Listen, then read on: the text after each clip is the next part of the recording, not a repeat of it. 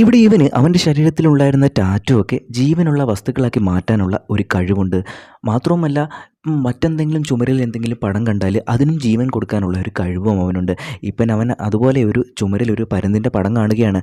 അതിന് ജീവനുള്ളൊരു പരുന്താക്കി മാറ്റിയിട്ട് അവൻ്റെ ശരീരത്തിൽ ഒരു ടാറ്റു ആക്കിയിട്ട് അവൻ മാറ്റുന്നുണ്ട്. ഈ പരുന്തിനെ ഉപയോഗിച്ചാണ് ഉയരങ്ങളിലേക്ക് പറത്തിയിട്ട് അവൻ എന്തൊക്കെയാണ് നടക്കുന്നതെന്നുള്ള കാര്യങ്ങളൊക്കെ നിരീക്ഷിക്കുന്നത്. ഇപ്പോൾ കാട്ടിൽ മോശമായിട്ടുള്ളൊരു മന്ത്രവാദി ജീവിച്ചിരിപ്പുണ്ടായിരുന്നു. അവരിപ്പോൾ അവരുടെ കൈ വെച്ചിട്ട് പച്ച ഇലകളിലൊക്കെ തൊടുകയാണ്. ഇപ്പോൾ അതെല്ലാം അങ്ങോട്ട് ഉണങ്ങി പോവുകയും ചെയ്യുന്നുണ്ട്. മാത്രവുമല്ല ഇവൾ ആരെങ്കിലും കിസ് ചെയ്യുകയാണെങ്കിൽ അവൻ സ്പോട്ടിൽ തന്നെ ഡെഡായി പോവുകയും ചെയ്യുന്നുണ്ട്. ഇതുപോലുള്ള വളരെ മോശമായിട്ടുള്ള കഴിവുകളൊക്കെ അവൾക്കുണ്ട്.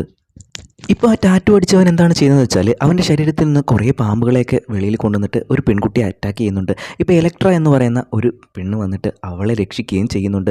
ഇപ്പം കാട്ടിൽ വലിയൊരു മനുഷ്യൻ നടക്കുകയാണ്. അപ്പോൾ അവനെ കൊല്ലാനായിട്ട് നമ്മുടെ ഹീറോയിൻ അങ്ങോട്ടേക്ക് ചാടുകയാണ്. എന്നാലൊരു കത്തി വെച്ച് കുത്തിയാൽ കത്തി തന്നെ ഒടിഞ്ഞു പോകുന്നുണ്ട്. അവൻ പെട്ടെന്ന് തിരിച്ച് അറ്റാക്ക് ചെയ്യുകയാണ്. വലിയൊരു മരം തന്നെ അവൻ്റെ ശക്തിയിൽ വീഴുകയാണ്. എന്നാൽ നമ്മുടെ ഹീറോയിന് കറക്റ്റായിട്ട് ആ മരം അവൻ്റെ മുകളിലേക്ക് വീഴുന്ന രീതിയിലാക്കിയിട്ട് അവനെ അവിടെ വെച്ച് കൊല്ലുകയും ചെയ്യുന്നുണ്ട്.